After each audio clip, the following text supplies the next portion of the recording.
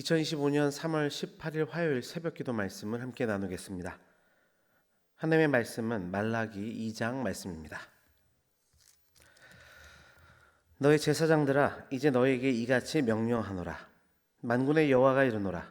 너희가 만일 듣지 아니하며 마음에 두지 아니하여 내 이름을 영화롭게 하지 아니하면 내가 너희에게 저주를 내려 너희의 복을 저주하리라. 내가 이미 저주하였나니 이는 너희가 그것을 마음에 두지 아니하였습니다. 보라, 내가 너희의 자손을 꾸짖을 것이요 똥 곧 너희 절개 희생의 똥을 너희 얼굴에 바를 것이라. 너희가 그것과 함께 제하여 버림을 당하리라. 만군의 여호와가 이르노라. 내가 이 명령을 너희에게 내리는 것은 레위와 세운 나의 언약이 항상 있게 하려 함인 줄을 너희가 알리라. 레위와 세운 나의 언약은 생명과 평강의 언약이라. 내가 이것을 그에게 준 것은 그로 경외하게 하려 함이라. 그가 나를 경외하고 내 이름을 두려워하였으며 그의 입에는 진리의 법이 있었고 그의 입술에는 불의함이 없었으며 그가 화평함과 정직함으로 나와 동행하며 많은 사람을 돌이켜 죄악에서 떠나게 하였느니라. 제사장의 입술은 지식을 지켜야 하겠고 사람들은 그의 입에서 율법을 구하게 되어야 할 것이니 제사장은 만군의 여호와의 사자가 됨이거늘 너희는 옳은 길에서 떠나 많은 사람을 율법에 거스르게 하는도다. 만군의 여호와가 이르노니 너희가 레위의 언약을 깨뜨렸느니라. 너희가 내 길을 지키지 아니하고 율법을 행할 때 사람에게 치우치게 하였으므로 나도 너희로 하여금 모든 백성 앞에서 멸시와 천대를 당하게 하였느니라 하시니라. 우리는 하나 아버지를 가지지 아니하였느냐? 하나님께서 지으신 바가 아니냐? 어찌하여 우리 각 사람이 자기 형제에게 거짓을 행하여 우리 조상들의 언약을 욕되게 하느냐? 유다는 거짓을 행하였고 이스라엘과 예루살렘 중에서는 가증한 일을 행하였으며 유다는 여호와께서 사랑하시는 그 성결을 욕되게 하여 이방 신의 딸과 결혼하였으니 이 일을 행하는 사람에게 속한 자는 깨는 자나 응답하는 자는 물론이요 만군의 여호와께 제사를 드리는 자도 여호와께서 야곱의 장막 가운데서 끊어버리시리라. 너희가 이런 일도 행하나니 곧 눈물과 울음과 탄식으로 여호와의 제단을 가리게 하는도다. 그러므로 여호와께서 다시는 너희의 봉헌물을 돌아보지 아니하시며 그것을 너희 손에서 기꺼이 받지도 아니하시거늘 너희는 이르기를 어찌 됨이니까 하는도다. 이는 너와 내가 어려서 맞이한 아내 사이에 여호와께서 증인이 되시기 때문이라. 그는 내 짝이요 너와 서약한 아내로되 내가 그에게 거짓을 행하였도다. 그에게는 영이 충만하였으나 오직 하나를 만들지 아니하셨느냐? 어찌하여 하나만 만드셨느냐? 이는 경건한 자손을 얻고자 하심이라. 그러므로 내 심령을 삼가 지켜 어려서 맞이한 아내에게 거짓을 행하지 말지니라. 이스라엘의 하나님 여호와가 이르노니 나는 이혼하는 것과 옷으로 학대를 가리는 자를 미워하노라. 만군의 여호와의 말이니라. 그러나 너희 심령을 삼가 지켜 거짓을 행하지 말지니라. 너희가 말로 여호와를 괴롭게 하고도 이르기를 우리가 어찌하여 여호와를 괴롭혀 드렸나이까 하는도다. 이는 너희가 말하기를 모든 악을 행하는 자는 여호와의 눈에 좋게 보이며 그에게 기쁨이 된다 하며 또 말하기를 정의의 하나님이 어디 계시냐 함이니라. 아멘.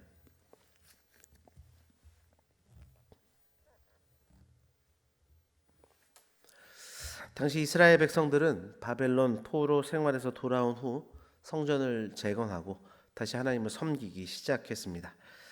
그러나 시간이 지나면서 그들의 신앙은 나태해지고 형식적인 예배 생활이 그들 가운데 반복되었습니다. 특별히 제사장들은 하나님의 율법을 그 백성들에게 제대로 가르치지 않았습니다. 그러자 백성들은 더욱 하나님의 언약을 소홀하게 되었고 그들의 신앙의 길이 타락의 길로 접어들게 된 것입니다. 오늘 본문 말라기 2장은 이러한 상황 속에서 특별히 제사장들의 부패, 또 결혼에 대한 불성실, 하나님과의 언약을 저버리는 죄악 등을 지적하시면서 하나님 앞에 신실해야 됨을 촉구하고 있습니다. 하나님 앞에 신실하라 라는 제목으로 말씀을 증거할 때 신실한 하나님 앞에 신실한 모습을 통해 영광 올려드리는 우리의 삶이 되기를 주님의 이름으로 축원합니다. 첫 번째로 본문은 신실한 예배에 대해서 말씀합니다. 1절 말씀입니다.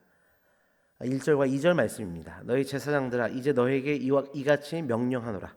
만군의 여호와가 이르노라. 너희가 만일 듣지 아니하며 마음에 두지 아니하여 내 이름을 영화롭게 하지 아니하면 내가 너에게 저주를 내려 너희의 복을 저주하리라. 내가 이미 저주하였나니 이는 너희가 그것을 마음에 두지 아니하였습니다. 하나님은 자신의 백성들을 바른 길로 이끌어야 될 제사장들에 대해서 말씀하십니다. 하나님의 말씀을 전해야 하고 가르쳐야 할 그들이 정작 하나님의 말씀을 듣지 않았다는 것입니다. 그 이유는 하나님의 부르심, 사명, 그분의 영광에 대해서 마음을 두지 않았기 때문이며 결국 그러한 그들의 죄악이 하나님의 이름을 영화롭게 하지 아니한 그런 죄악이 되었다 말씀합니다.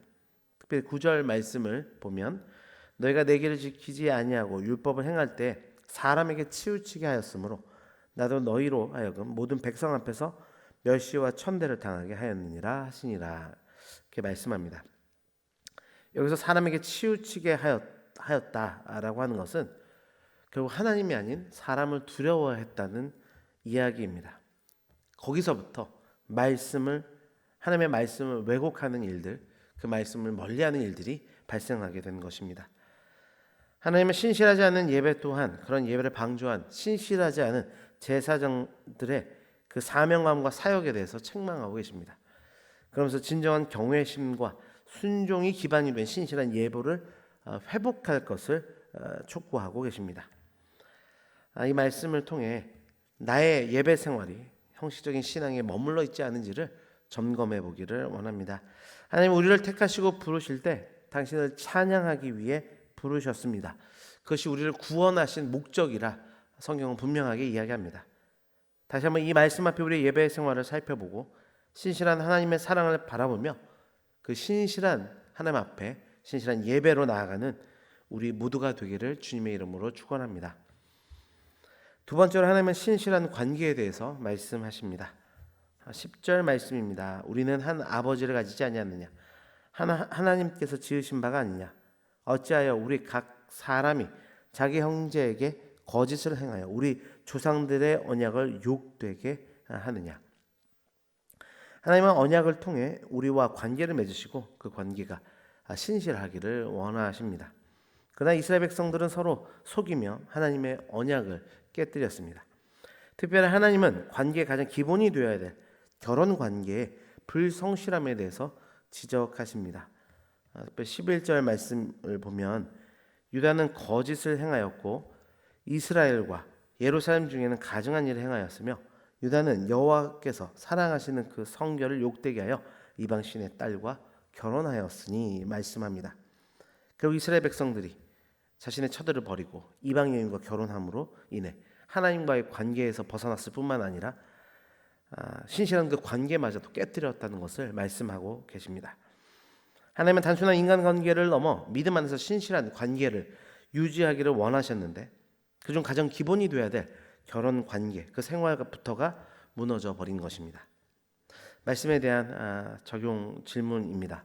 가족과 교회 사회 공동체 안에 진실한 그런 관계를 맺고 살아가고 있습니까? 하나님과의 바른 관계는 반드시 이웃을 향한 신실한 관계로 나타나게 되어 있습니다. 혹시나 우리의 삶에 그러한 신실함이 무너진 부분은 없는지를 오늘 말씀 가운데 살펴보고 그리스도의 예수의 사랑으로 다시금 신실한 관계를 회복하는 저와 여러분이 되시기를 주님의 이름으로 축원합니다. 마지막으로 신실한 삶에 대한 말씀이 기록되어 있습니다. 17절 말씀입니다. 너희가 말로 여호와를 괴롭게 하고도 이르기를 우리가 어떻게 여호와를 괴롭혀 드렸나이까 하는도다. 이는 너희가 말하기를 모든 악을 행하는 자는 여호와의 눈에 좋게 보이며 그게 기쁨이 된다 하며 또 말하기를 정의 하나님이 어디 계시냐 함이니라. 그들은 악을 행하는 자마다 여호와께서 기뻐하신다. 그렇게 하나님의 공의는 사라지고 악인만 더욱 형통하게 된다. 그렇게 생각하며 자신들의 사명을 버리고 죄를 가볍게 하는 그 삶을 향하여 전진해 나아갔습니다. 그것이 바로 하나님을 괴롭게 하는 말과 그들의 행동이었습니다. 정작 그들은 자신들이 무슨 죄를 저지르고 있는지 모르는 영적 무지한 상태, 더 나아가서 그 원인이 하나님께 있다고 하는 냉소적 자세까지 나아갔습니다. 그러나 하나님은 신실하시기에 반드시 의로운 심판을 행하실 것이며 그렇게 자신의 백성들이 신실한 말과 행동, 즉 신실한 삶을 살기를 원하신 것입니다. 마지막 적용입니다. 말과 행동이 다른 이중적 신앙의 모습이 있지 않은지 우리를 돌아봅시다. 말씀을 맺습니다. 오늘 말씀을 통해 하나님께 신실해야 하는 세 가지 영역에 대해서 말씀 가운데 살폈습니다. 신실한 예배, 하나님께 올바른 마음과 태도의 예배를 회복해야 될 것입니다.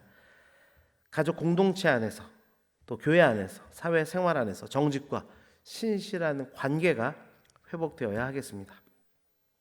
하나님의 정의를 믿으며 삶 속에서 우리에게 행하라 말씀하신 그 신앙의 걸음을 굳건히 걸어가야 되는 신실한 삶이 우리 가운데 회복되어야 될 줄 믿습니다. 때때로 하나님보다 사람을 더 의식하고 그로 인해 신앙을 소홀히 할 때가 있는 것이 우리의 모습이지만 하나님께서는 우리를 여전히 신실한 삶으로 부르고 계시다는 사실을 기억하여서 하나님께 신실한 삶을 결단하며 그렇게 살아갈 수 있는 우리 모두가 되기를 주님의 이름으로 축원합니다. 기도하겠습니다.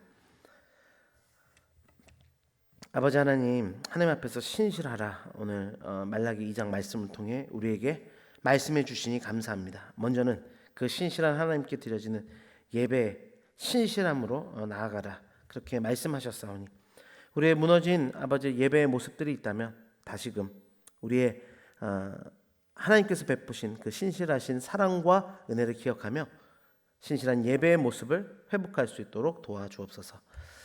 하나님 신실하게 우리와의 관계를 이어오셨고 우리를 언약 가운데 그 신앙의 삶들을 굳건하게 지켜오시고 이끌어 오셨습니다.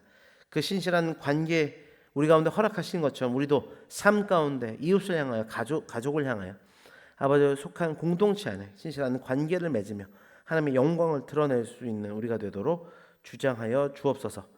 결국 우리의 말과 행동, 우리의 삶의 모습들이 신실하여 하나님의 그 영광스러움과 하나님의 그 놀라우신 은혜들을 증거하는 삶이 되도록 인도하시고 축복하여 주옵소서. 그렇게 하나님 앞에 신실함으로 나아갈 수 있는, 그렇게 살아갈 수 있는 우리가 될 수 있도록 축복하시고 다스려 주옵소서. 모든 것 감사드리며 예수 그리스도의 이름으로 기도드립니다. 아멘.